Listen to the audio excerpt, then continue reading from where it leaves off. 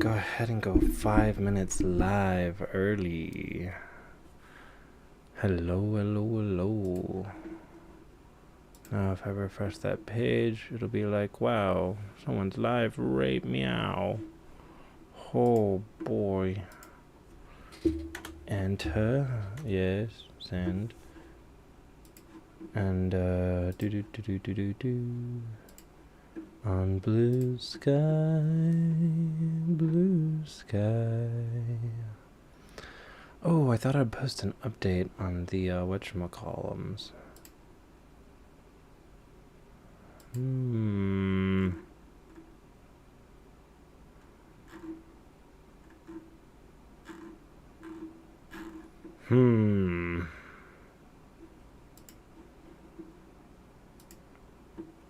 Well,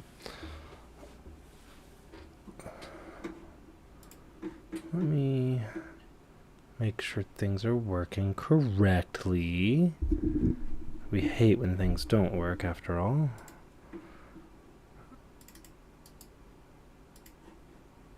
You know what? We're actually already mirrored over on BackerKit. And that happens in the near future. Streaming. Oh, hi, people.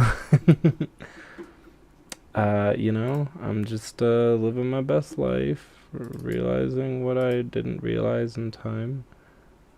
And that's fine. Well, I'm glad that you guys can hear me fine. Look, the chest is in a video. Isn't that cool?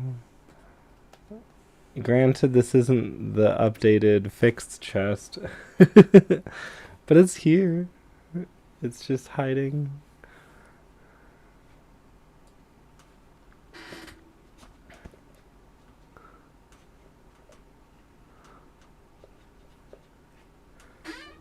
You thought the new... Why won't this go into place? What is going on here? Who knows? You thought the Oracle Dice Kickstarter was launching today. Well, let me tell you something. Kickstarter thought that it was launching yesterday because I never told them that I moved it to Thursday, even though I had decided that about a month ago. So they were like, it should already have been alive for a day. We're confused. What happened? And I was like, yeah, that's fair. I should have warned you.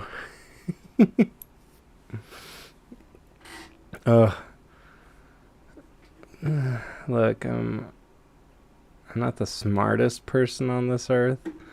I'm not the cutest person on this earth, but I am a person on this earth. And look what I got.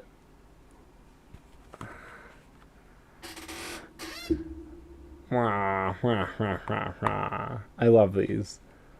These were like $5 a piece. Halloween stuff. Gosh, I earnestly, deeply love them. So this is my my exciting background stuff. Even though my office is still kind of a mess.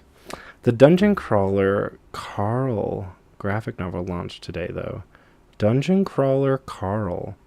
Dungeon Crawler Carl. That has such a good sound to it. What a good choice on their part. Dungeon Crawler Carl. So this is actually the foam insert from the chest holding a full set of dice. I think it's kind of great because I just slid that out, and because I just slid that out, I have a wooden box in its place.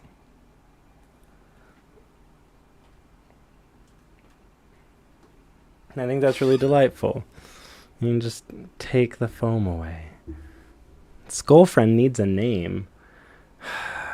If I start naming skulls, it's going to be a problem. I have a skull purse from the olden days. And the skull purse was named Bob because I was reading Jim Butcher, The Dresden Files. There we go. at the time, and there's a skull in that is inhabited by this spirit or a demon or something, and he goes by Bob.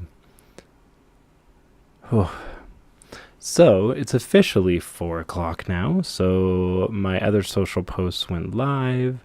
The stream should now be mirrored on the Oracle Dice project on BackerKit. Yeah, there it is. What do you know? That means that we are here. So hello to anyone who's joining. I am Seven. I am the designer and everything at Publishing Goblin. I'm the everything at Publishing Goblin. But I'm the designer behind the Oracle Dice. So you can actually see them here. Boop-a-doop-a-doop. I have the season set right here. This is the same set that was in the second edition of the Oracle Dice. I will note that working with a new manufacturer means that the colors on these dice will actually probably change a little bit. I did provide them with the exact color matching of the dice that are here, but when they showed me the resin cubes that they had ready, they were like, are these the right colors? Like, a number of them were pretty spot on, but some of them are just a little different. So I'm actually interested in how this third edition season set is going to look different than the second edition set. That is going to feel really weird. It's really bizarre. And this is the Keykeeper set. The Keykeeper set has not been manufactured yet, so I have 6-sided dice that have tiny little stickers on them. That have text so that I can look at that. That says liberation, explosion. I have the 5 pink dice, which are the Hot Housewives Tarot dice, and the 5 yellow dice, which are the Black Lantern dice from the Misery Tarot. The black dice are the 7 Keykeepers, the titular 7-die set within the set. And then I also have these 3 dice, which are the Game Takers dice, and there is a standard D6 in this set. It was custom made, so we used a fun font for numbers, but that was pretty much it. And there is a 12-sided die that's part of the Keykeeper set, but didn't want to put stickers on a 12-sided die. You can call me lazy on that one. This is what the wooden boxes look like. There's actually, of course, the season set symbols on the top, but there is a new engraving for the wooden boxes that will be the Keykeeper set symbols. So that will exist. I do not, and maybe I should have, I do not have a set of mocked dice for the helper dice yet, but I will. I will during the course of this campaign. I promise. I'll make a little stickered up set so that I can roll the helper dice alongside. I'll have to pick really funny colored dice so that I can tell the difference. There's already enough stickers going on here. So, anywho, I am here to hang out, answer questions about the project that is about to launch tomorrow. Again, the Kickstarter that's launching tomorrow will be your last chance to order the season set, the Keykeeper set. It'll be also your first and only chance to order the Helper Dice set, which you will find out more about tomorrow when the project launches. But there is a final 6-die set that is coming out. And I'm really hyped about it. I actually am really in love with the idea of having a guest design the dice. All of these dice symbols were done by Amy Smith, who's an incredible artist and who, of course, did all of these. So that's really awesome. Made them look super pretty.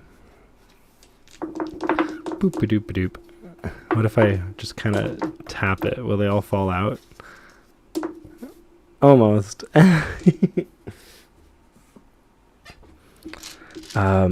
But yeah, I have Brenda Ho, or B Ho, and B has done new designs for the Helper Lord set, which are the 6 new dice that are coming out, and they just look so different from these. B really wanted to design the symbols, and I was like, that's fine. Amy's, I think, busy for doing the symbols.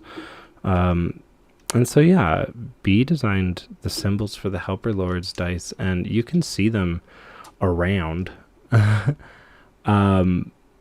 they're like so different looking. The symbols are so complex. And it makes me wonder what it would be like to have like B do a guest version of the season set and the Keykeeper set to just like redo all the symbols and make them even weirder and differenter.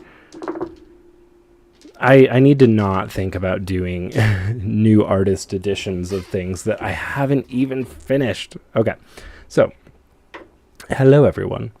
Again, my name is Seven. I'm here to answer questions about the new project, but the thing that you're probably really here for, right, is seeing the dice in action. So without further ado, apologies for the delay getting to the without further ado, I am happy to take questions from anyone in the chat. I know that we have like, I don't know, 10. Yeah, we have 10 people right now. If anyone has a question for the dice, I'm happy to roll for you.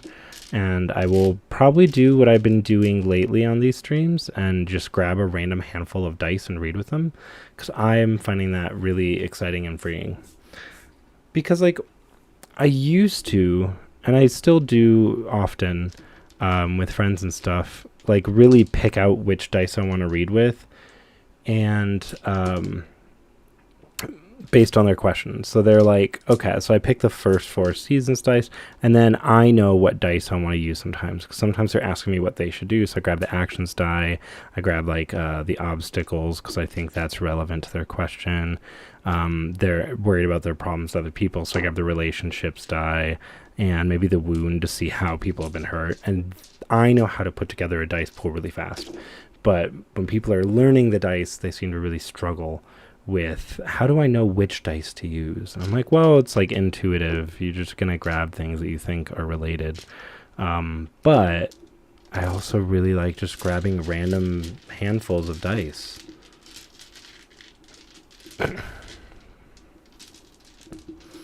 Guest artists are going to need to be a back burner at best.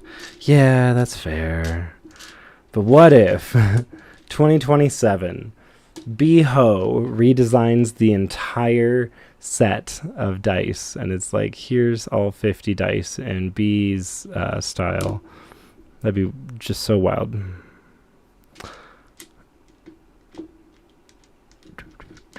So does anyone have any questions for the dice? I'm happy to do readings for you.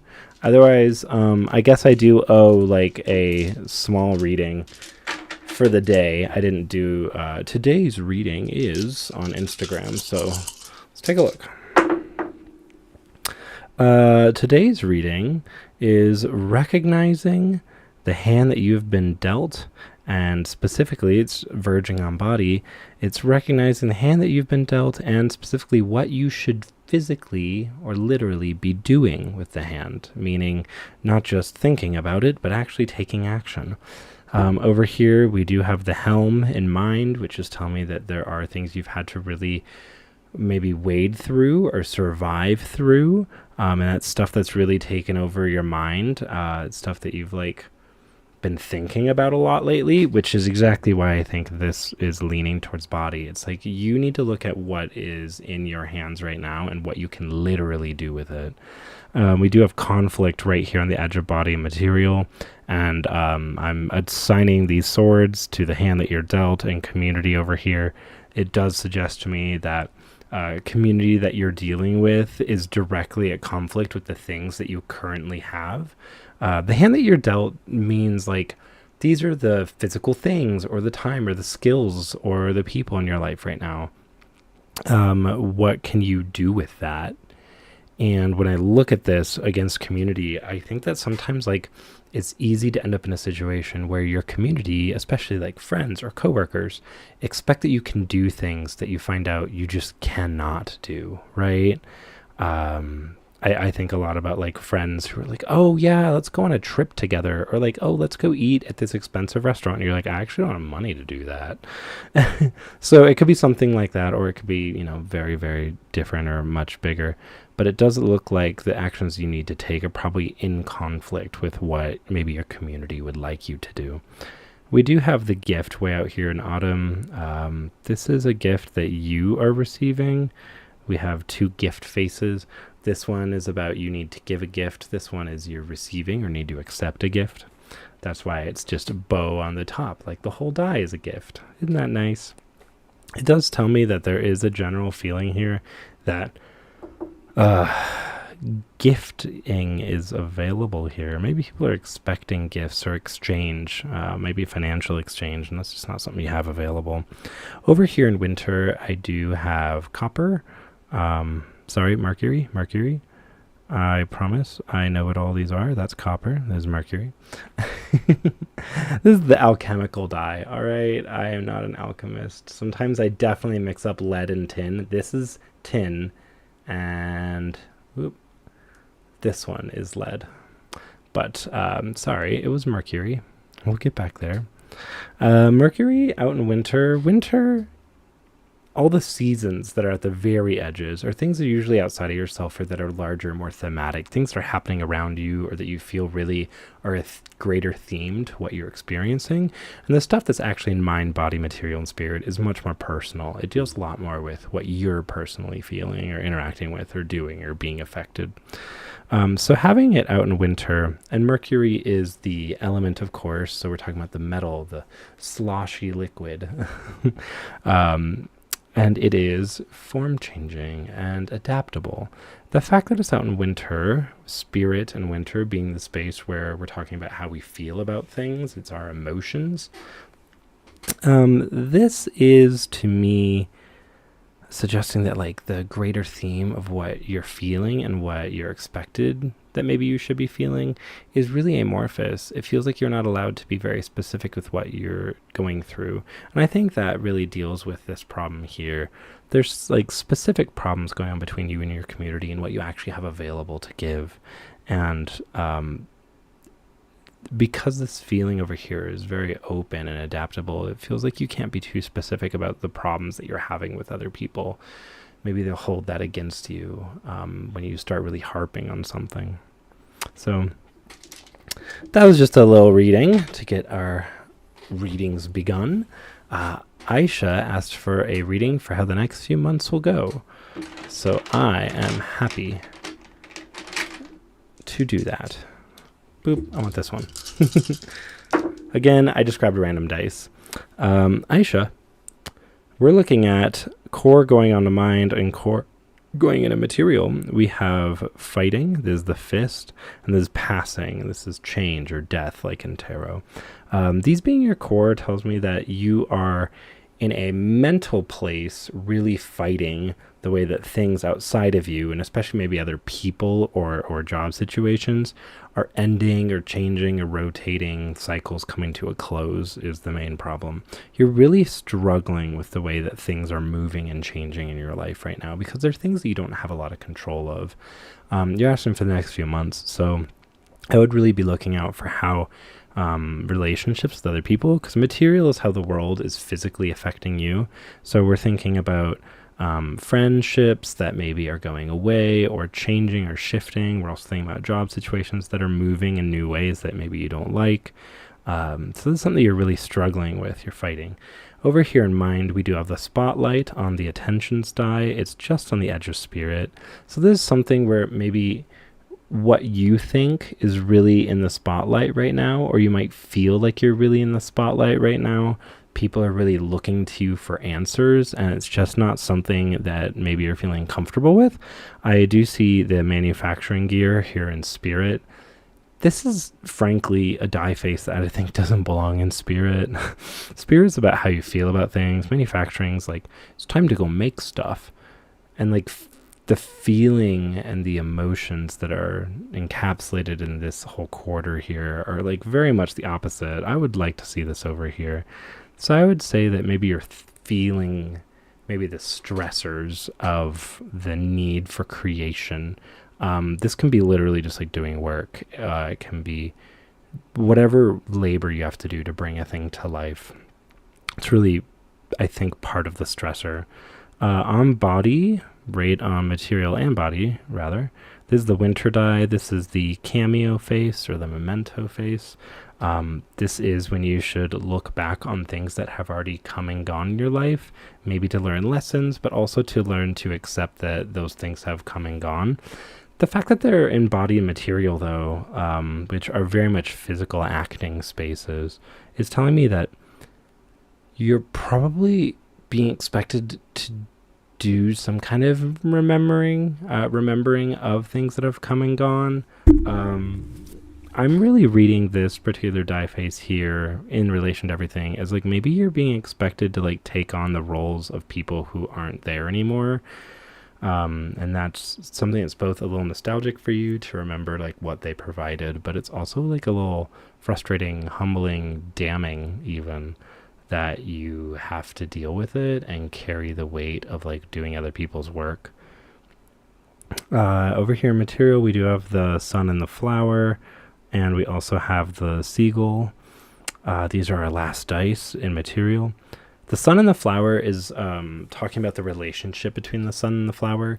The sun only gives to the flower grows because of the sun, and that's greatly appreciated. But, very simply, like, if you are the sun in the situation, you never get anything back. We have the goal on the side of the flower, and I would argue that the passing here is on the side of the sun. Things are shifting, and it's causing a very particular energy in you that I would say is the goal. The goal is this need to get the F away or do your own thing. This is a need for you to unabashedly be yourself in a way that maybe other people wouldn't appreciate very well. This is very much a direct cause and effect, I would say. The sun and the flower. The sun is the cause. The effect is you no longer wanting to do any of this. I would warn you for your next 3 months then that you're going to be put in kind of a tight spot where a lot of people are looking to you for answers. You're really expected to kind of step up and fulfill roles of other people. And that's going to be something you're really going to fight and struggle with, especially because you don't want to be doing it. You really want to get out of the situation entirely, or just be you and not have to kind of carry the weight and memory of these other people. So I guess advice for that would basically be, don't take on roles that you don't want to have. You don't have to hold on to other people's problems. Sometimes that's just too much. So, toss that away. Say no thank you.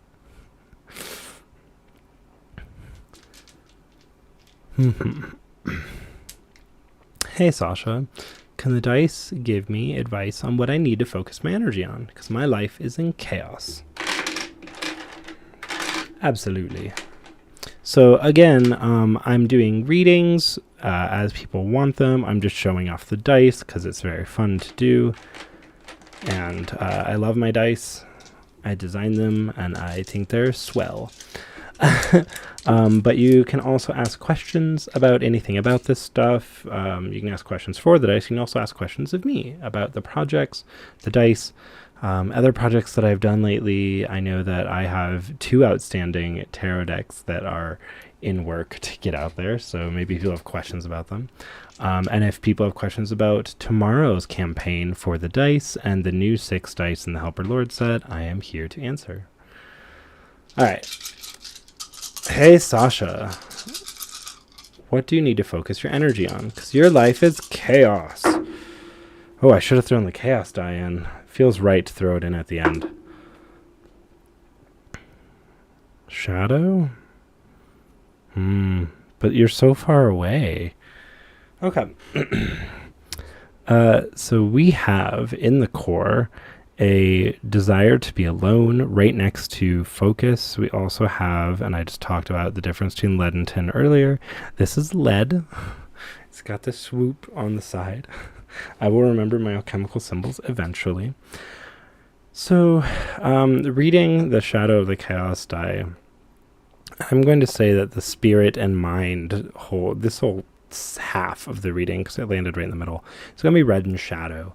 When I say that something is red and shadow, I'm usually thinking about the at its worst definition of the die face, or if it was a tarot card, if it was in reverse. Shadow is something I didn't explain very well in the second edition dice sets, and that I'm going to do a lot better in the third edition. So yeah, you've got, again, focus and a desire to be alone. The fact that these are paired says everything, right? And the focus verging on material is also saying that you are maybe pushed into a place of maybe hyper focus. You're really, really stuck focusing on things that other people, that your job, that your hobbies, that the world around you is giving you. And that is really pushing you to want to spend time alone with this focus, I think. I don't think that the focus is pushing you away from people. I think that you want the focus and you're carrying it with you to go alone and spend time with this. So whatever the world is giving you is stuff that you really want to just like meditate on and sit on. But we do have lead over here, which was verging on spirit. Lead is the poisonous alchemical substance that alchemists were supposed to be turning into gold, of course. So the gist of the die face is the same. You are emotionally sitting on something that's very poisonous, and that without a lot of labor, emotional labor, mental labor, maybe domestic labor, it never becomes gold. And if you're only willing to go halfway on it, then you might as well have not done it at all, because then you're left with the poisonous thing at the end. This all reads very connected to me. Emotionally, you would like to sit with all of this frustrating stuff that you've been given and work through it and solve it. In mind, I do see the unmarred. This is the wounds die, which tells us how things or people are hurt in the situation. There's the one face that says nothing is hurt. But I'm reading in shadow over here. So this is naiveness, right? It's going into things thinking that nothing could probably go wrong. Because you've never actually faced this particular kind of problem before. And looking back at the core, this is like a really big red flag. The lead that you're holding onto that is poisonous, that you think that you'll solve and make gold, this is something you have not thought about thoroughly or fairly. You're thinking about this a bit naively. So I'd be very hesitant to take on this lead now. Going to isolation to hold on to all these things that other people have given you might be the worst thing you could do in this situation. Coming over here, I do see raise on the actions die. Raise, R-A-Z-E, boop. It suggests that you should cut things down to their base and start over. If this is what you're trying to do to build off of this stuff that you're remaking here, it could be really ill-advised. Again, because I think you're going in without fully understanding the amount of labor you're going to be doing. So a little more hesitancy actually would probably be good. Have some hesitancy. Over here in summer and the without area, we do have the candle, which is bizarre. This is the attentions die. So the candle is about, get it really close to the camera, there we go. Candle, the attentions die talks about different ways in which you want or don't want maybe attention on subjects. So the candle's usually personal. It's a matter of something that's personal to you and that you might share with one or two other people. But it's fully without. So I am assuming that this is suggesting there's like some kind of secret involved that belongs to other people. And I don't know if you're being let in on it or not. And I wonder if that hugely changes what you think is happening here. So I would almost say that I would look out for people who might be withholding information that might change what you're focusing on connecting to. Coming back around to spirit, because of course we already hit the material dice. I do have separation. This is two people who are no longer connected. This is them connected. This is them separate. It just means that you might spend a little time away from other people. It doesn't mean you're completely isolated necessarily, or that you'll never see each other again. Like there's a face for rejection where you're like really separated for good. But this does suggest that maybe you'll go apart from people or maybe because we're in spirit, you're feeling apart from people. We do have metal on the elements die as well, and these two together suggest like a failed rigidity. There were some delineations or decisions that you made that you were not being very fair with, maybe, or maybe the other person was. And metal is strong and really good at what it does, but it's very inflexible, so it's not able to make exceptions for things. And of course, you're a people, so you could make exceptions for things. You could choose to bend the rules a little bit to be a little more available for another person. But it looks like this is something that's kind of driving a wedge between you. Again, I'm reading in shadow, which just means I'm thinking about it in kind of like its worse take. And yeah, I'm just saying, drop the poisonous thing. While it could become gold, whatever it is, I think like there's actually withheld information involved, and your focus on solving it, and cutting everything down and then solving it and making it like a new foundation for how you think about things, or maybe how you're interacting with the world around you, is probably just like a mistake. So don't make any giant rash decisions right now, I think, and inquire for answers. Some people are holding things away. Robinks of the Unseelie. Could I get a reading on handling the stress from all my school deadlines while also still getting everything I need to done? Oh, you sound like my ex right now.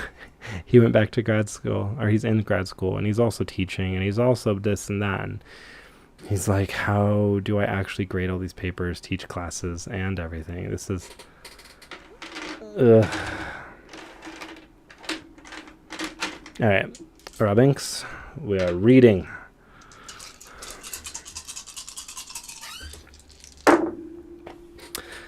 Robinks, on the edge of your core, we do have eclosion going into mind. Eclosion is the metamorphosis die. It's the life cycle of a monarch butterfly. Eclosion is when the butterfly is emerging from the chrysalis, kind of, hatching out and becoming the butterfly with the wings and everything. As far as dice go, it is the moment where you are finally done with this hard work and labor that you've done. You're ready to like go out, go forward into the world with your thing now complete. This suggests to me that because it's verging on mine, that you feel like you're on the verge of something coming to an end, or rather coming to fruition.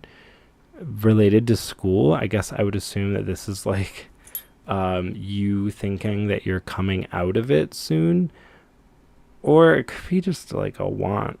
It could be a hope that like this will ever happen. I do see scavenge right here next to it though, and it seems like maybe you are scavenging for things to feel fulfilled about, which really tells me a lot about a mental state of like struggling with acceptance of what you're currently doing and feeling like it's accomplishing something. In body, we do have fire, and we also have change right on the edge going out into summer. Fire, of course, is the element of passion and drive and energy. Sitting here, it's telling me like you've got a lot of energy that you're putting forward into what you're doing, but I do see change that's literally cutting the line, right? It's cutting the line between body and summer. And it tells me that there's a huge shift unfolding. I would almost read this as like energy goes out here. You become a person in an environment that has a lot of energy and focus and drive, or that requires it, and it's not something you necessarily have. That's a really interesting way to read this die, because it's verging on zones on the reading grid. Have to put that in the updated guidebook. But yeah, that's suggesting that you're entering a space here where you won't have the energy left. And I have advice about that already, but we'll read the reading and see if it gets there on its own. In autumn, right here with without, we do have this stitching up the wound on the kindness die. It does tell me that other people are trying to put in effort or will put in effort on your behalf to try to help solve some of your problems if you just ask, most likely. This is a situation where you're really struggling with the weight of all the work that you're doing, and literally other people might just like weigh in and help you handle the weight of it all. So be open to that. I do see the unmarred again, and we also have the smile on the influences die. There's good intentions. It does tell me that other people have good intentions and try to assist you in things. I'm going to read the unmarred with the smile here as probably being people who have never faced the exact problem you're dealing with, who are going to give you suggestions that maybe won't be the most useful. Try not to be frustrated with them for trying to be helpful. There are other people or other situations that you can still make use of that will solve some of this problem. But yeah, in spirit, we have the goal again. It sounds like everyone who's stressed right now really could just use fucking off and not dealing with the problems at the moment. Because that's so relatable. Do you know how many guidebooks I have to write? But more seriously, in spirit, this is close to wheel, which is positive. Wheels at the bottom of the cloth here. The goal is a really good sign that like something you really are not letting yourself have right now is like unabashed you time to just do whatever you want. And something that I've really learned from doing my job is that when I'm no longer getting work done at my work desk, I just stop working for the day. You know, if it's like 2 p.m. and I'm like, I barely got anything done today, and all I do is I keep scrolling the internet, and like I have books open I need to be working on, but when I look at them, I realize I can't do it right now. I just leave the office and go do something else. I'll go play a game, or I'll go on a walk, or I'll go to the climbing gym early. These are things that you need to learn to make space for yourself, even when you're like, I need to do these other things. If you need to do it but you aren't doing it, all you do is sit there and stress yourself out. Like unabashedly being yourself and learning like what your actual limits are and when you can just free yourself from your necessities is like such an important skill. And just general advice for you in your situation as well is same thing I told my friend is like learn to triage, right? Like you've got to look at the importance of the things you're currently working on. Focus yourself on the things that are most important or maybe most impactful to your grade, for example, and don't focus yourself or let yourself waste a lot of time on stuff that you now recognize maybe will just have to be late. Maybe you just get some work done late because it's less important, and that frees you up to have more time to be less driven insane. Thank you, Irvinks. All right, Thea Quinn, can I get a reading on how my October is going to go? Yes, you may, but you will get it with the Keykeeper dice. And one random other die. I'm not even sure which one I grabbed. All right, Thea. Boop. Ooh, no core. Okay. Kind of verging on core here with Sin and Deep Night. But she's mostly in spirit. So I feel like I'm going to come back. Over here, we have Fuel's Rising Moon. In mind, your question, to repeat everyone, is how your October is going to go. And considering it's October 1st, this is a really good time to ask that kind of question. Good for you. Fuel's Rising Moon is a time where it's a really good space to get connected to stories and the rising unconscious a lot more than it's worthwhile thinking really hard on things. And the fact that this is the only die in mind is telling me like your focus for October should be a lot less on like hard logical thinking and a lot more focused on your subconscious, on listening to your gut, taking actions based on your moods and feelings. That might be a lot more beneficial to you for October. In body, we do see stress. Sorry. And we also have opening over here on without. It suggests to me you're going to be facing stress. And specifically, this die, wounds die, thinks about stress as something that you accumulate in small doses over time. So, Thea, I would say that you're going to be gaining the stress over the course of the month, and that's probably a reason why you're suggested not to be super logical and heavily thinking about things during this time. 'Cause it's easy to burn yourself out when you're thinking about all this stuff that other people are kind of bringing to you. So handle it as it comes. Don't let it accumulate. Don't start taking stock over all the things that have done you wrong. Handle them just as they appear. And opening on Weir's die, edging on without. Opening, because it's in body, it's something you're going to be doing. You're going to be looking at opening up something with another person. Because it's without, I think that it may be really beneficial to you to think about what relationships or connections you have with other people that you may benefit from helping them to open up to you. Because I think that's a lot more of what's happening rather than you opening up to them. What are ways that you can help them open up to you?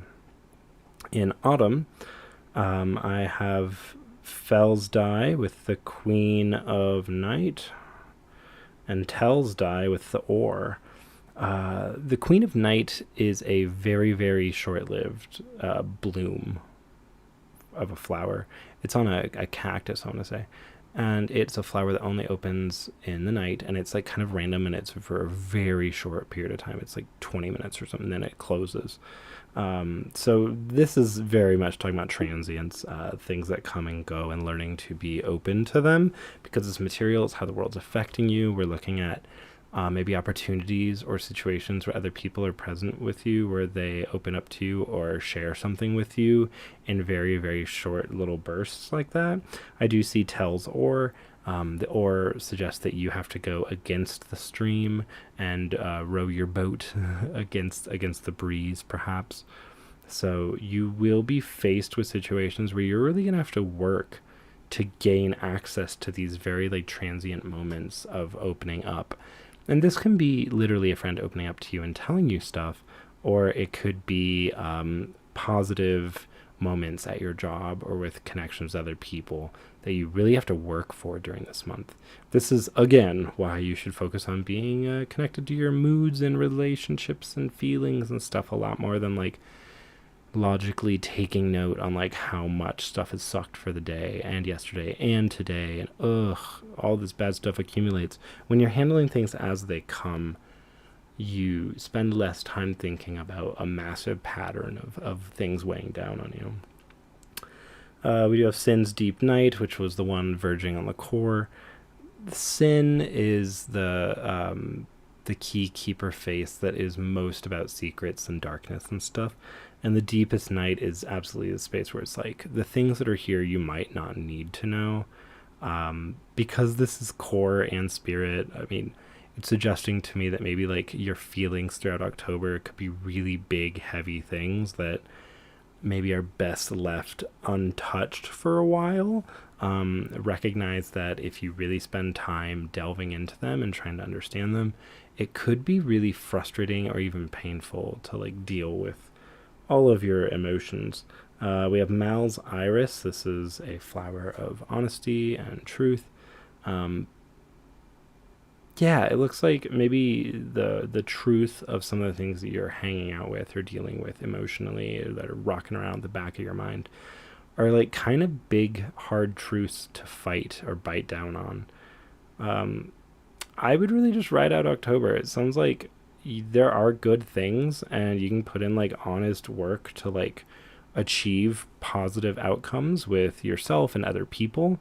And then there's some stuff that's going to be a little bit background that is a little hard to look at and feel about. I do have the fear of endings way out here in winter. It suggests that maybe this whole honesty bit of truth here is really looking at a fear of things going away. And if you are heading towards a eventual direction where someone could be going away, it's better to like enjoy the time you have with them and like live in the moment. But again, this is the fear die of endings, right? This is not of something saying that you're going to lose relationships or close connections with people. It means that you're really worried that that's going to happen. So put away the stress, put away the worry. This October for you is a time to feel and to just have a pleasant time. A lot more than it's about the struggle of everything. Rabinks asked for a breakdown of the new dice. This is actually super duper simple. The new dice in the project, obviously there is the 22 dice season set and the 22 dice Keykeeper set. Both of those sets are sticking around from the campaign that happened in May. And then there is a new 6 die set. It is $20. It's 6 specialty dice. It comes with the 6 cheat sheets, the 6 Lord cards, which will be holographic foil, which is fun and unnecessary, but so fun. And they're illustrated by B. Ho, who is an awesome artist. But they'll look a little different. And the dice themselves will also be like a lot more specialty. In the season set, for example, everything is 1 color and then 1 ink color. In the helper dice set, the 6 dice that are in the campaign launching tomorrow, X's die is a red-yellow swirl die with silver or white ink. So that will be very obviously different than dice in either of the sets. We don't really have swirl dice. Glammy's die will be a transparent rainbow. So that right there is like completely unlike any of the other dice. So the dice will really stick out as being different. Plus the symbols are a little bit different. But basically the 6 final dice just hit some themes and ideas that none of the other dice had done so far. And long story short, the 22 key keepers, the 22 seasons dice, plus these 6 final dice rounds us off to an even 50, and I'm never going to make more dice. That's my plan and goal. This caps us off and ends the dice. So it'll be a complete 50 dice, and that's it forevers. So hopefully people are excited to cap off their sets. There's going to be a lot of really gorgeous material to interact with. So that's the new dice. Thanks for asking, Robinks. You will see more about them on the campaign page tomorrow. I only have the die faces for 2 of the 6 dice, and 2 of the lords are illustrated right now. So I have to wait a little bit to get the rest of it.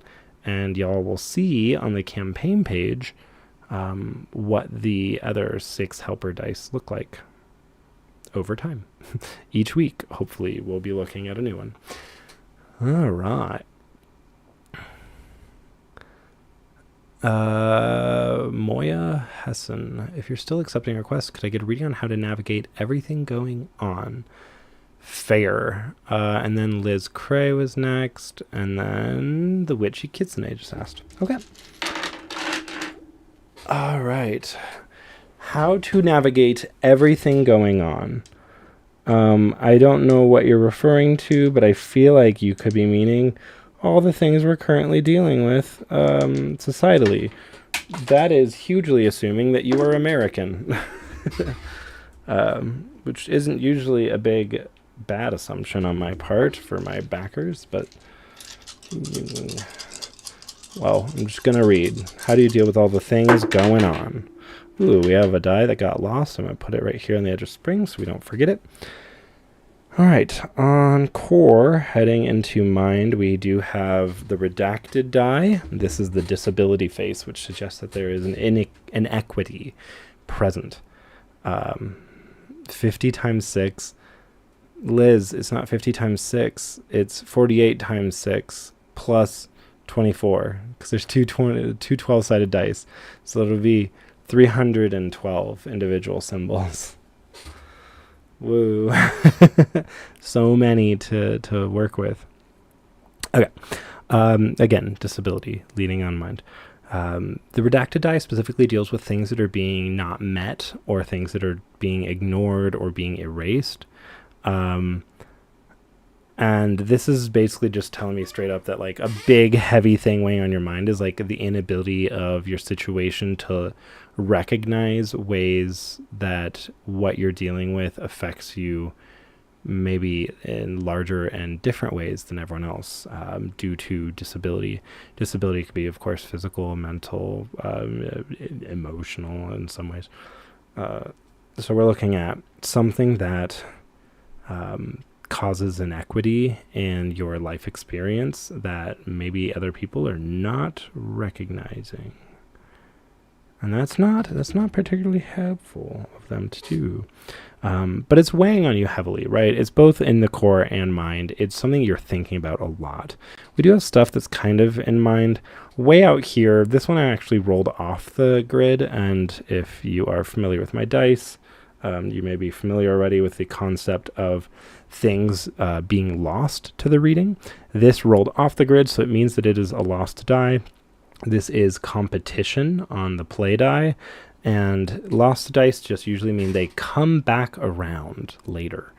They're not immediately important, but competition in spring especially is like you're coming around soon to a space where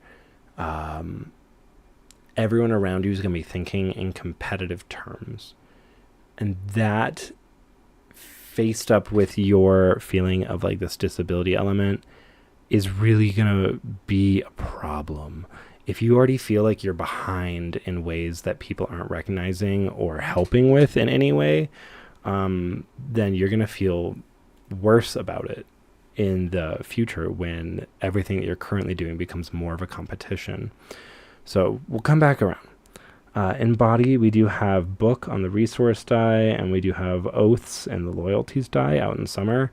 The book is right on the edge of body and summer. The book suggests that like you have been trying to work on your own and with other people maybe on creating systems that support other people in a variety of ways. You're both working on creating something that benefits you, but you're also trying to set up systems that are beneficial for the people who are going the same direction as you. Loyalty to oaths being out here in summer and so close to it is telling me that like you may be connected to groups of people or ideologies even that really have you on this kick of like, I need to do this to be a benefit to myself and the community. And like that feels like a lot and really heavy. And so my worry, of course, would be that if you already feel like you're not being understood or respected for the ways in which you're struggling with the stress and the heaviness of everything that's already happening,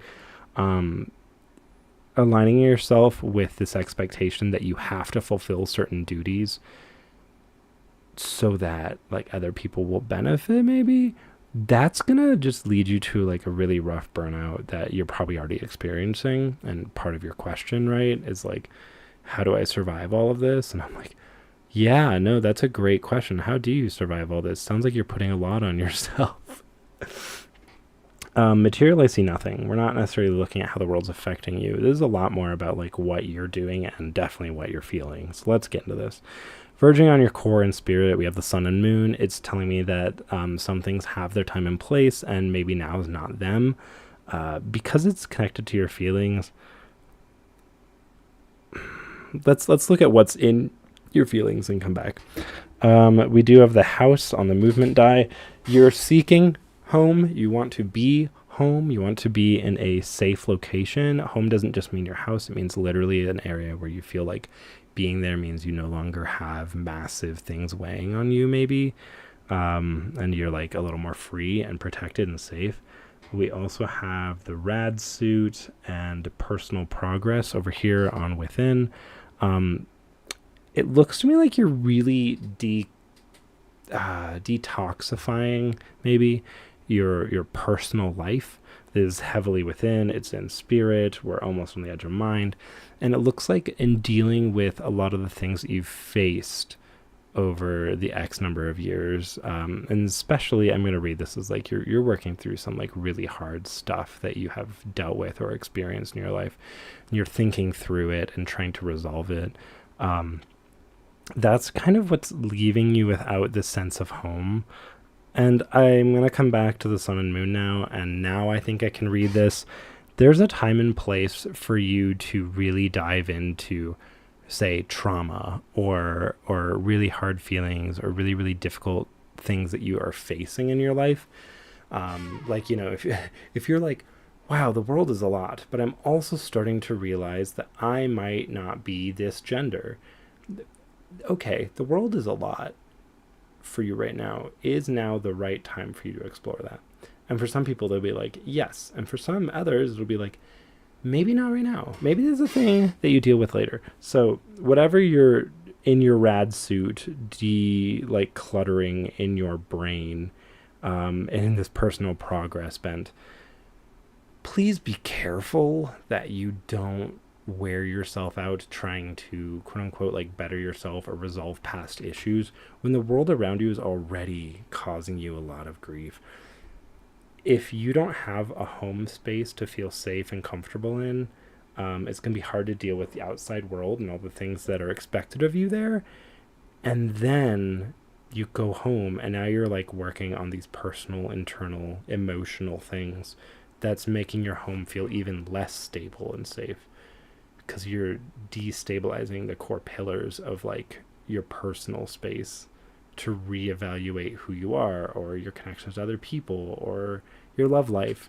One of the things with personal progress right here is it very often deals with like connections to other people. So whatever you're doing there, it's probably good work, but be mindful that you're robbing yourself of like brainless downtime in your home, which you might need right now. It doesn't mean put your whole life on hold, but it does suggest that maybe some of these thoughts can just hold a moment, because you've got like oncoming competition where people are going to make you feel like you're not doing enough. And like, if you actually have to push through whatever boundaries you're dealing with to meet other people on the field of competition for work or social things so that you feel relevant to them, you're just not going to have time at the end of the day. So, woof, there's a lot going on there. Put aside some of the hard stuff, if you can. Liz, I've been struggling with what my relationship with my siblings actually is versus what I believe that it has been. This past month or so has been particularly unpleasant in terms of revelations. Especially with my sister, I feel like she continues to not accept hard facts about my life and really isn't trying to meet me halfway. Am I receiving the same amount of effort in terms of building and maintaining sibling relationships as I've been putting out? You know, that's so strange for me, as I have sibling. Well, I have a sibling. My sister passed, but never made massive attempts to like connect with my siblings. I don't feel like they ever did with me either. My brother and I are maybe closer than we've ever been, and that still is pretty not a lot. So this is a little bit of a strange question for me. I'm gonna pick things, and I'm gonna pick across sets because I can. I want those. All right. Okay. Liz, let's talk about your fam. And then which kitsune is next. And then we'll be caught up. We love being caught up. Honestly, let's start in the core. We have a desire to mask your identity or mask yourself. You mostly are looking for a way to maybe not be recognized. This is really interesting with your question. Liz, no, you don't have to ask something else. I just think it's really interesting because I do not relate to this very much. And it actually makes me wonder if I'm on the other side of this, where my brother thinks we're really close, and then I think we're just not very close at all.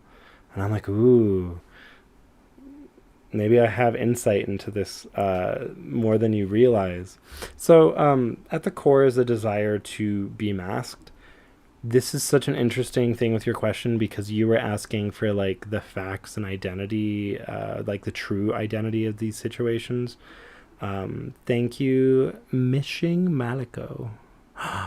Maleko, Maleko, you were in the Alleyman podcast, right? You posted on Reddit, and I made Dr. Okoye read your name, and he was like Malecho, and I was like, I don't know, I thought it was Maleko. I hope that's true. I hope that was you. All right, sorry, I'm gonna be distracted constantly. I'm doing such a bad job. Thank you. Is your name Malecho or Maleko?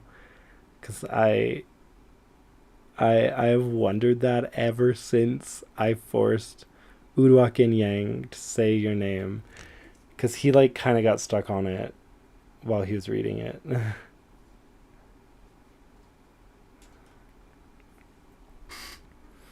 All right. I'll read the answer even if I do it quietly. The desire to be masked really just suggests that someone doesn't want to be seen for themselves in a full, true way. So, Liz, I would wonder, number one, if that's you. And if you're like, it's definitely not you, and you're trying to be fully earnest with your family, I would wonder if the core here is actually that, like, your family members want to be masked. They wanted to be seen in a particular way by you, but they're not actually ready to share the full truth. So I would do some like, soul searching here on your part, um, on like whether or not you're giving your honest full self to them, or if you're actually trying to keep them slightly at arm's length so they only know a version of you that maybe you think is palatable in their direction. And then just connected to your question as a whole, though, like, are you receiving the same amount of effort in terms of building and maintaining? I think my question back to you is like, are you putting out honest and truthful effort to maintain them in your life? Or are you trying to give them a version of you that means a particular thing to you, signals a particular like virtue of yourself towards them? In body, I see sacrifice. It looks like you personally have given up things to be there for your siblings. Um, like you've intentionally given up maybe chances or opportunities or your energy and your time to be present for them. I think there's a lot there that's really complicated, right? But it does tell me like you're making an honest, real, even big effort. The question becomes, why are you sacrificing? Have they asked that you do so? Is it something that's really important to you that you do it? And then the question then becomes for yourself, like, are you making a martyr out of yourself? Giving up stuff for them or working really hard for them when that's not what they're doing for you? Like, what's actually the purpose of the sacrifice portion? I'm always nervous when people sacrifice things because it's like, wow, you're going way too above and beyond. We do have identity on the redacted die. That takes me back to Mask, where I feel like your true self isn't fully in what you're doing with your siblings. There's a redacted identity here in what you're doing, which is telling me that there's some element of you creating a version of yourself for your family. And I wonder if that's tied to the sacrifice. So I would really want you to do some searching for yourself in your heart of like, what about you are you trying to make them see and give them, and why does it look to me so far like you're giving things up to give them this version of yourself? I do see the wobbly wheel and material. It looks to me like the relationship with your siblings is something that you were given. It might be like a literal familial thing. The wobbly wheel is a wheel that works, but it is a gift that you have been holding on to for too long. It looks to me like you have been doing work on behalf of them that is like unnecessary, but you've never given it up. and it might be time to let the wobbly wheel go. This is why it feels asymmetrical to you. This may be something that your siblings have already moved on from, but you're still upholding this model of relationship between them and yourself that just isn't, I mean, clearly isn't serving you. Otherwise, you wouldn't be asking the question, right? Did they give up this at a certain point? Did they never hold on to it the way you have? What are you doing on their behalf that they actually need or have expected? And is there a better fitting wheel for what your relationship is with them that makes it more equitable between the two or three or, et cetera of you? Over here, I also see the wound. I see that externally it looks like you have been dealt a wound by someone. It sounds like this question isn't coming out of nowhere. You've probably faced something where someone has directly hurt you in this relationship, and you feel like that doesn't fit the boundaries of what this relationship is supposed to be. And that comes back to me to the mask, the wheel, the sacrifice, the blocked identity. Something about your relationship with your siblings is, I really just don't think that it's a full, honest, truthful sharing of you to them. I feel like you're doing a lot of work for them that is above and beyond what you even want to be doing. And it doesn't look to me like it's even stuff that they maybe needed or expected.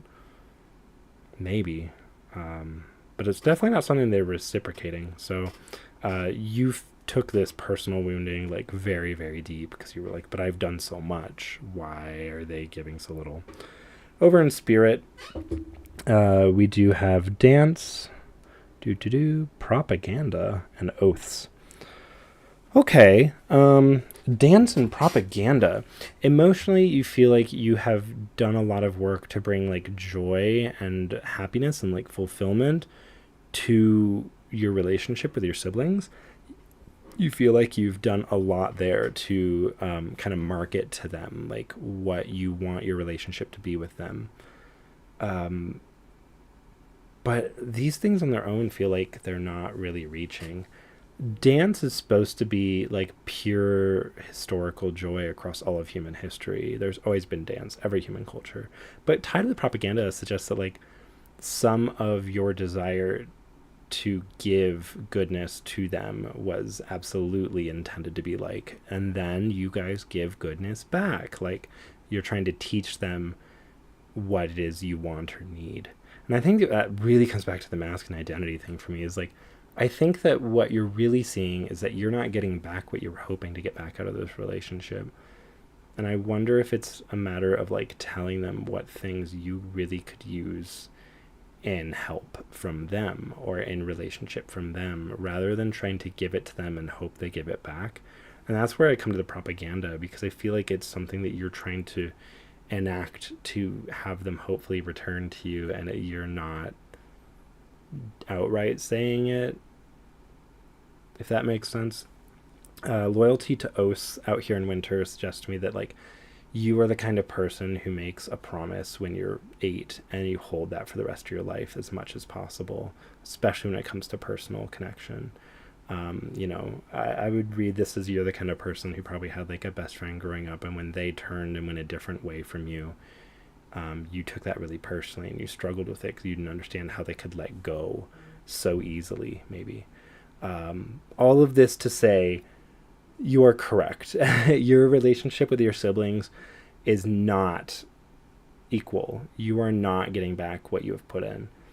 My questions to you have been throughout the reading, but it's mostly a matter of thinking about what is the purpose of you putting in all that extra work for them?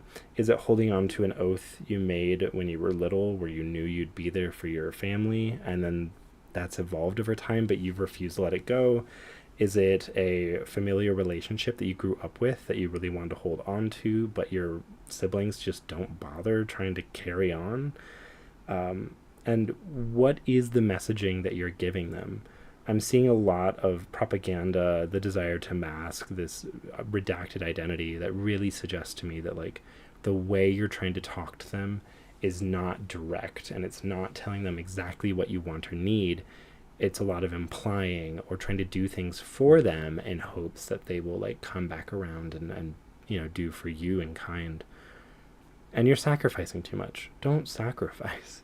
If you're sacrificing and they aren't even explicitly asking for that stuff, you have to stop giving them that much power over what you're doing for them.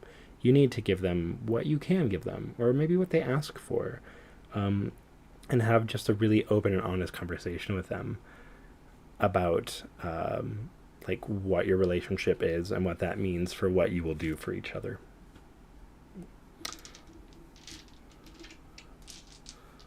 Douche. Boop. Thank you for the question, Liz. I hope that was helpful. Which Kitsune asked, can you tell me how many brain cells I'm working with and what they're being dedicated to? Number 1, you're working with one brain cell, and it's in spirit, so you're only thinking. You're not even thinking, you're just feeling. You got one whole brain cell, my friend, and it is entirely spent on emotions. So that's not good. You got to also think through things, my friend. Hi, Ethan.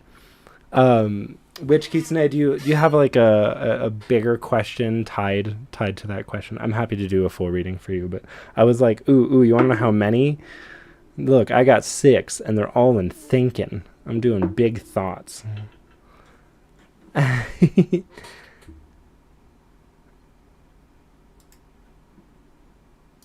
Aww. A cute guy that I'm seeing popped in to see my cute face and said my nails look nice.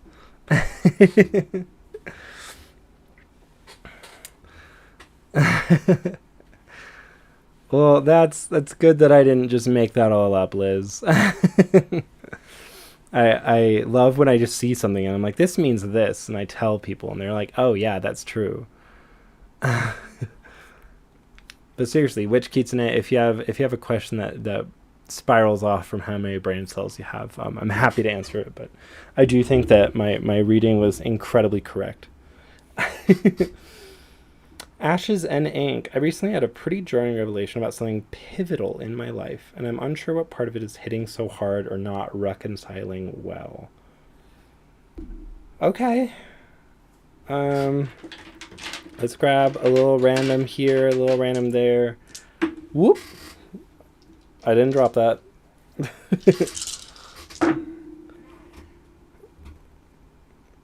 What's up, Royce? Always happy to see you. Ashes and Ink, my darling. Humorously, we begin in the same place that Liz's just began. We have a desire to mask or hide behind identity in the core. You said you had a pretty jarring revelation about something pivotal in your life. You're unsure what part of it's hitting so hard and not reconciling well. I think just saying it directly is that there is an expectation of yourself, a version of yourself that you wanted there to be, or that you wanted there to be true about you.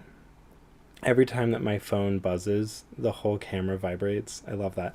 This is, by the way, my phone right here, this camera. It's suspended over me, and it keeps buzzing. Speaking of, I'm sorry to get distracted, but I do need to check the battery on it. Okay, it's good.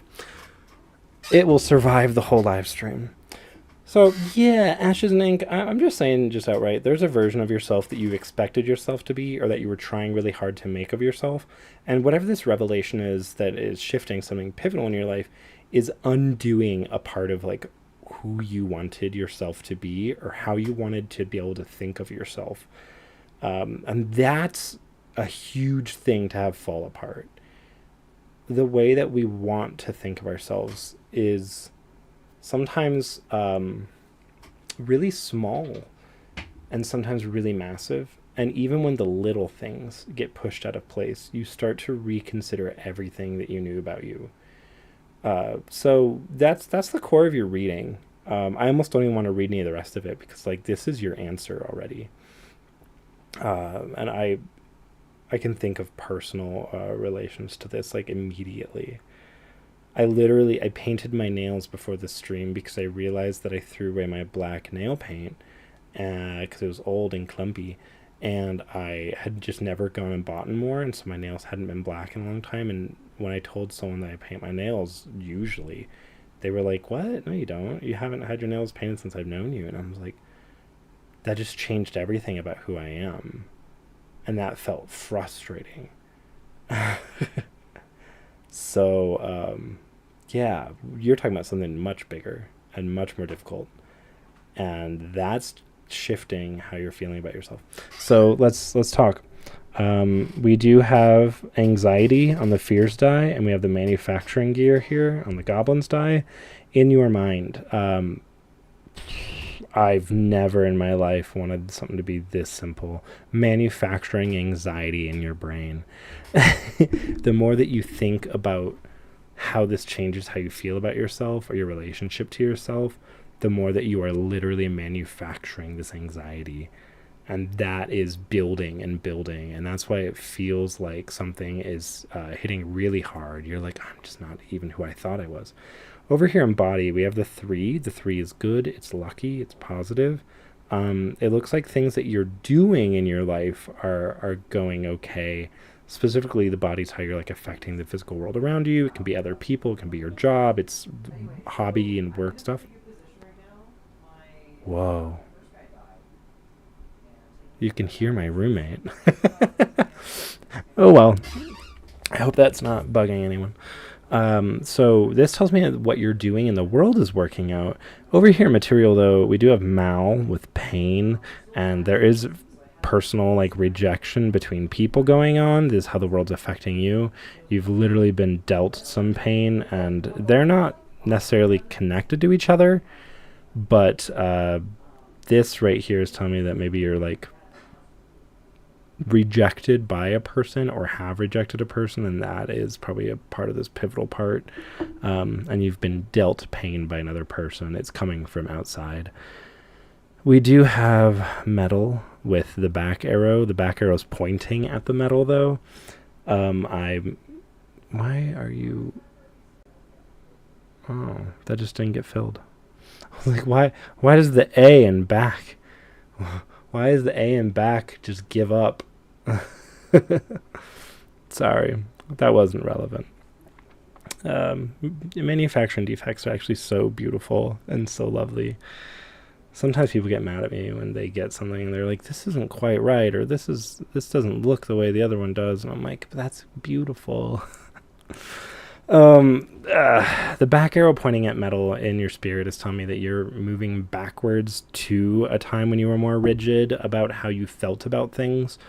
Maybe you were getting a little too free and loosey-goosey with how you felt and how your heart was working. And this whole big shift is pushing you to try to return to form. And I think this hugely identifies with this identity of yourself that you thought that you were. And you're like, oh, I'm not saying that this was what it is. I'm saying, like, I know someone who used to be a total, like, badass, right? And who wouldn't take anything from anyone, but over time has, like, grown as a person. And now is like, okay, half the time I was being a badass was me being a dick. And that isn't cool, and it actually hurt my connections with other people. And so over time they've moved along the axis of being less of a badass to be kinder and more connected to the world around them. This would be like if they realize that they've become really soft and someone like was a huge asshole to them. They were like, I need to return to form of being a badass where I'm kind of a dick to people, but it shows that I'm strong. I don't know what your current situation is, Ashes and Egg, but I am reading this as a desire to return to form, how you used to think about things. Because what has happened here has caused you pain and has shifted how you think about yourself and made you realize that maybe you're not who you used to be or who you thought you were. And so there is a general emotional desire to return to that. And I would come back to the overall idea of why it's not working and reconciling. It's because you can't return to that version of you. You've grown since then. You've really changed and become a stronger, maybe kinder person over time, and trying to go back to where you were before would be to give up the lessons you've learned, even if it might make you feel safer to return to the version of you that you recognize yourself as. I love when I finish a reading and I just nod, because I'm like, yes, yes, yes, good, correct.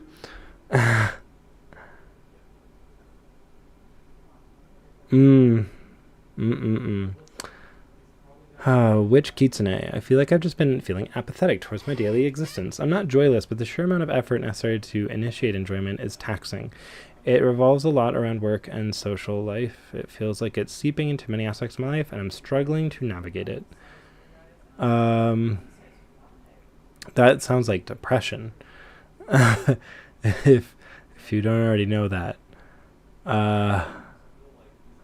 Ethan of Athos. Next weekend I'm at a long-running SF, I'm assuming San Fran or sci-fi convention that's in a reduced form this year due to volunteer burnout and budget issues. I'd like a reading not about this year's con, but about next year's con. Wild.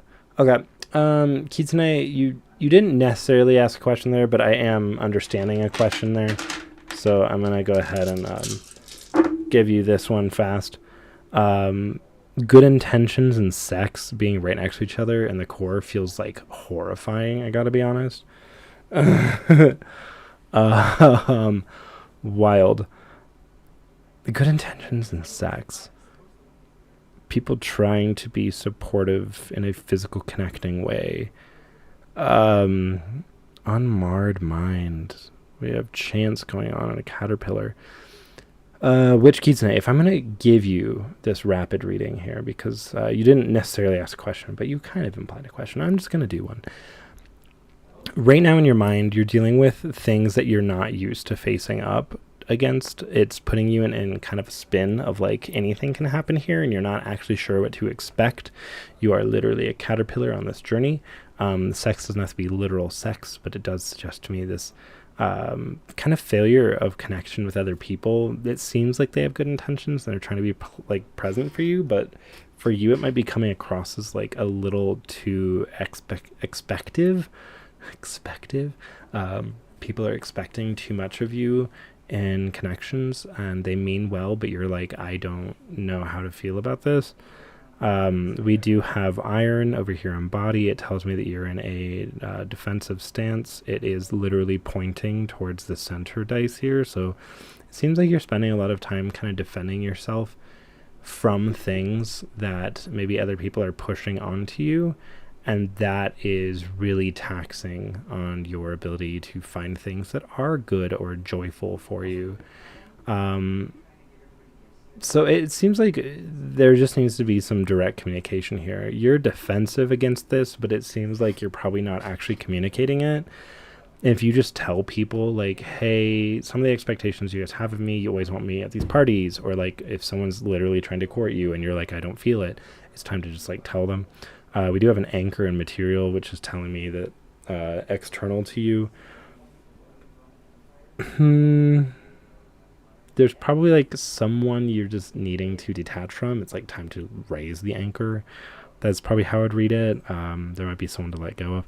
Spirit, we do have emergence. You're really struggling with accepting maybe truths that you're trying to or need to tell other people, because it's going to force them to grapple with things about you that maybe they didn't know or understand, or that don't work out very well, and could cause difficulty, but it's something you're really sitting on. Also, I would read, honestly, these three dice together, I would almost just straight up read as someone admitted their feelings for you who you thought was just a friend, and you're struggling to deal with the aftermath of them doing that. I do see community over here in spirit. You would really like friendly and familial and like platonic connection with people. And I almost do want to read this the way I just said it and say like the thing you really want is just nice connection with people and not romantic or even sexual with this person. And like there's a person you might have let go of if that's the situation, but it still looks to me like you kind of have to let go of this, whatever this is. If people are really pressing their need and time on you in a way that makes you feel like you just can't muster up the courage to be happy for the day, then like you got to just tell them, hey, this is just really taxing on me, and I appreciate you attempting to be in my life or invite me to parties or whatever it is, but like, I don't have it in me right now. Ethan of Athos, let's look a reading at not this year's con, but next year's con. That's so wild to me. There was a con that I was going to attend this year. Wait. When you say SF, do you mean San Francisco? Are you talking about Big Bad Con? Because that'd be wild. Because I thought Big Bad Con was canceled. But what if they put it on because... Who knows? I don't know anything. Anyways, I'm talking about my own thing. Let's do your reading. You are thinking social, connection to other people. Let's grab all the key keepers. Wow. It's a lot sitting in the core. Rebuild? I'm like, what? Oh god, I was mixing these up again.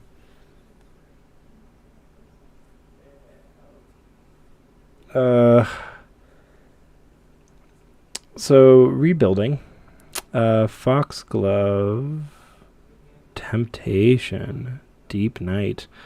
It's a lot going on in here.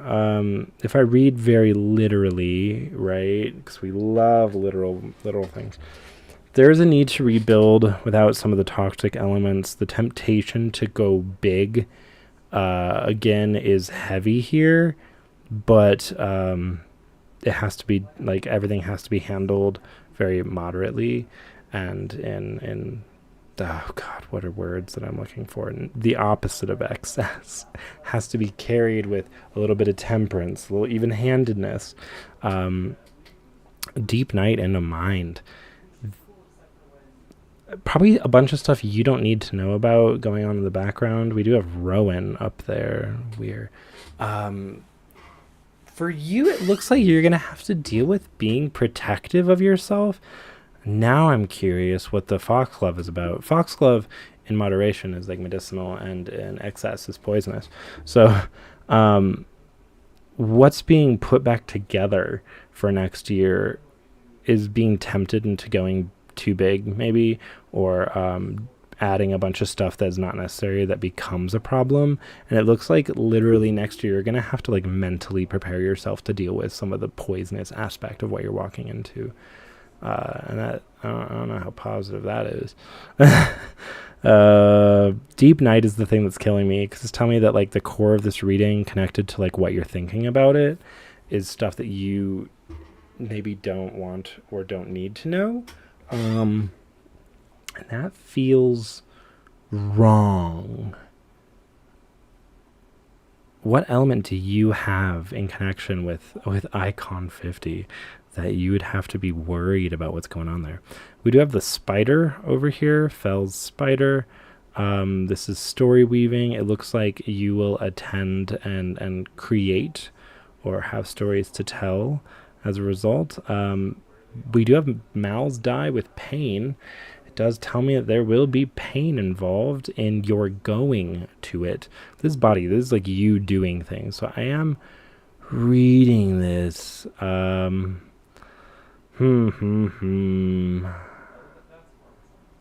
Yo. Why does it hurt you to go? Maybe I feel like it's physically going to hurt you to go. I feel like you might have an injury or something, and in going it could like be physically painful. So try not to hurt your leg or something before the next con. Or if you do, then you have to immediately call me and tell me how right I was.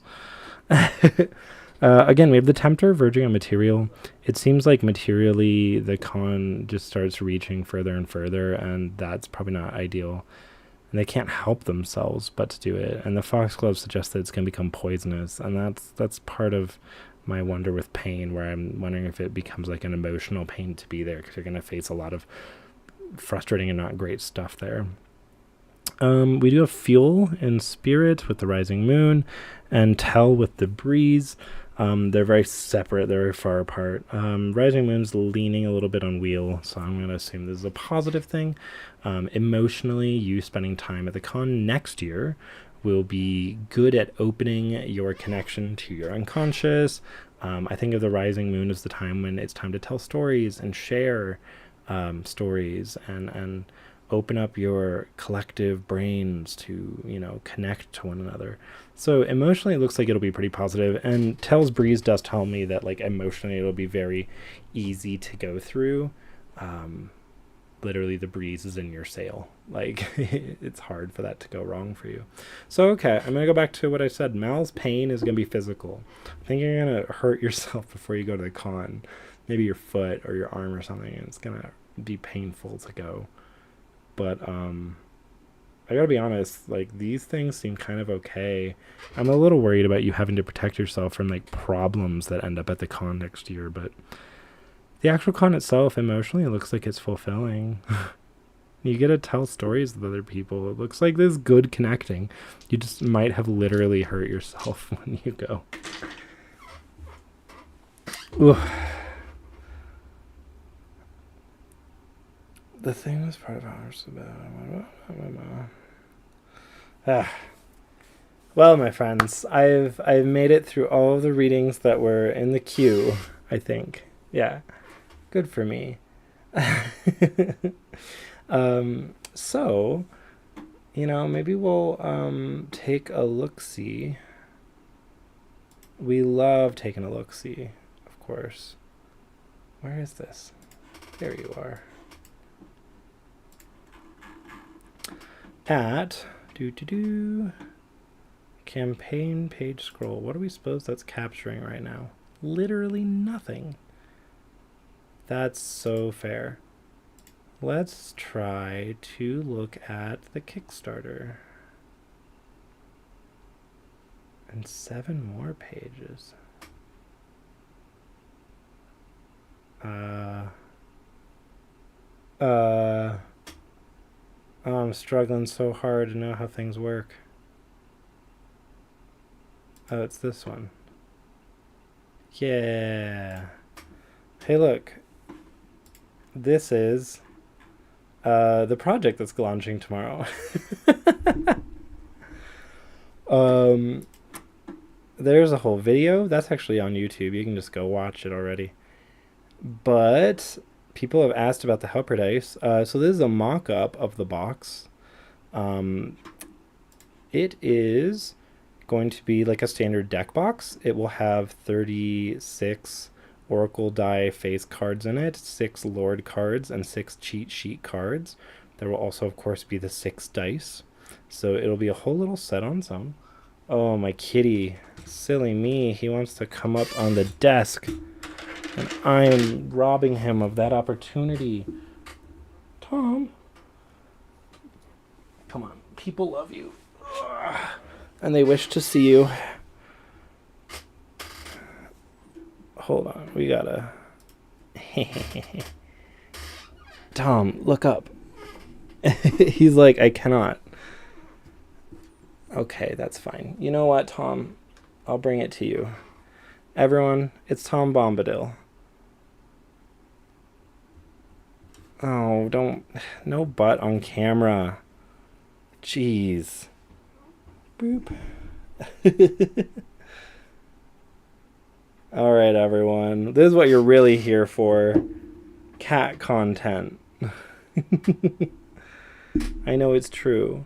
And Tom doesn't even know he has a die. Oh, Tom. So there's Tom Bombadil. He is my biological son. I gave birth to him 4 years ago. He was 6 years old when I got him.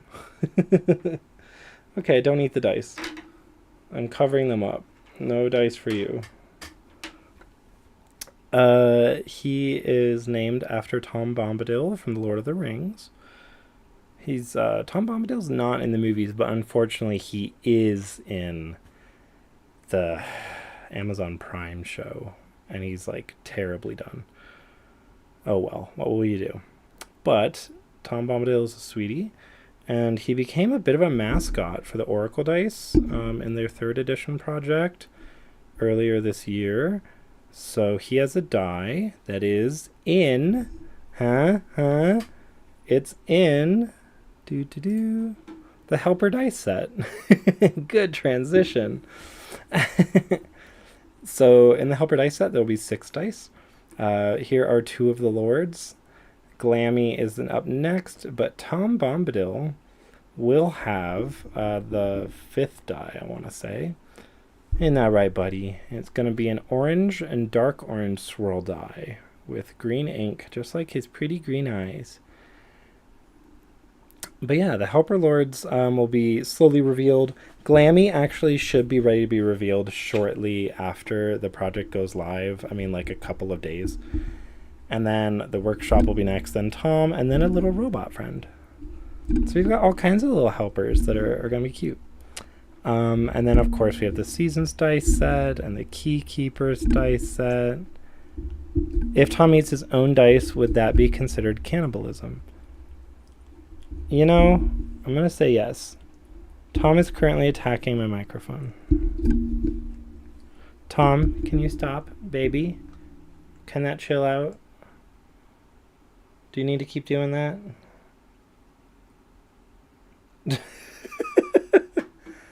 All right, fair enough. He's like, you're not even looking at me.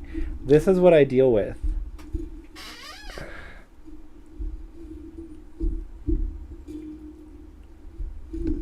Tom, why?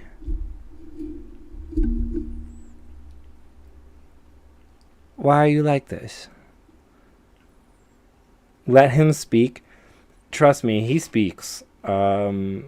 He gets very loud when it comes to food and treats. He's a needy boy and he cries a lot. What you gonna do? Well, I am open for any last questions, either for the dice or about the dice. Otherwise, I'm happy to give you a little cat content and close up early today. Because who doesn't like canceling plans or having them end early? Literally name a time in life. Tom, you're being so cute. This is what people love. Cat content. I mean, legitimately, what is more lovable than just watching a cat groom? I mean, like, he's being so cute. Also, look at how fat his tummy is. That's a big Tom.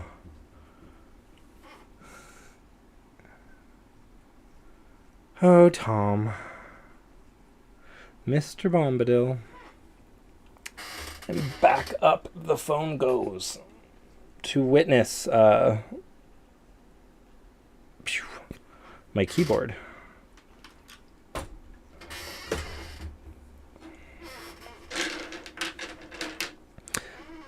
Boop-a-doo. Acts like we don't know he ate the chaos die. Yeah, for anyone who doesn't know, the set that I was reading with for all of my live streams previously mysteriously lost its 12-sided die. I did pull one out from somewhere else, but it does seem possible to me that my cat took away this die. Maybe ate it or something.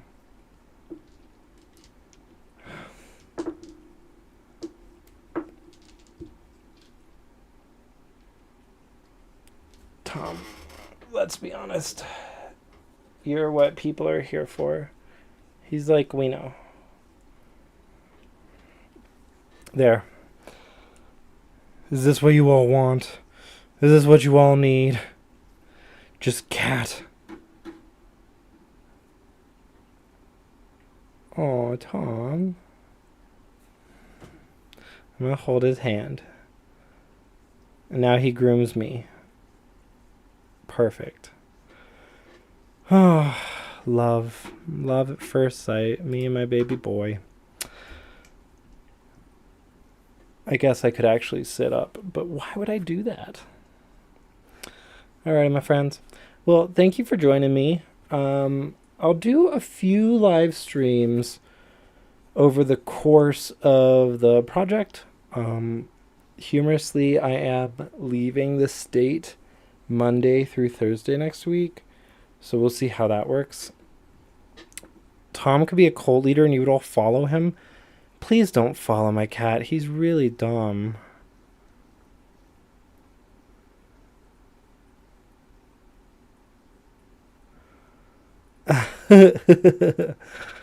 Ethan of Athos asks, extremely hypothetical question, but if someone were to do a reading with these dice on a different planet, would any meanings change? Or on a moon? Jupiter and Saturn have roughly all the moons. That's so funny because, like, I mean, the moon, that I feel like that would change a little bit. Um, what other meanings would change? Humorously, on the season set, I feel like not a lot would change. But in the Keykeeper set, each of the Keykeepers has an animal and has a flower. And I feel like if you were reading on Jupiter and literally there aren't animals or flowers, those die faces would feel dead to you.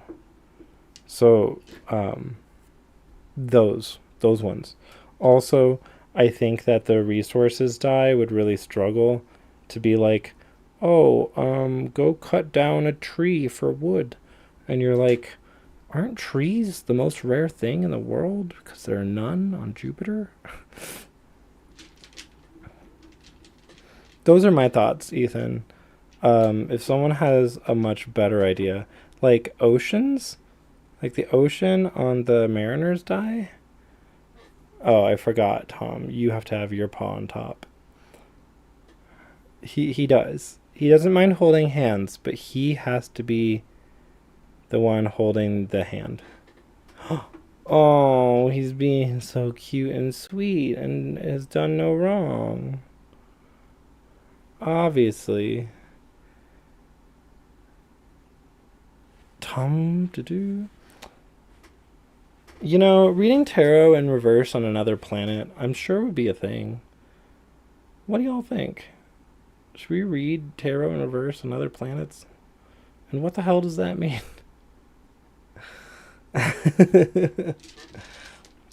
All right, y'all. Well, again, thank you for joining me. I hope that Tom has been a delightful, sweet outro for the evening. And I hope that you all have lovely nights.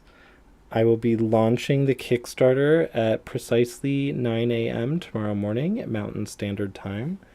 There are early birds for pretty much every pledge tier, except for the stone dice. I can't afford to make stone dice cheaper. They're already brutally expensive. But there are early birds for everything else. So if you hop on first, you can get at those early birds before anyone else. Otherwise, I just hope to see everyone there. And you all have a lovely night. And ta-ta.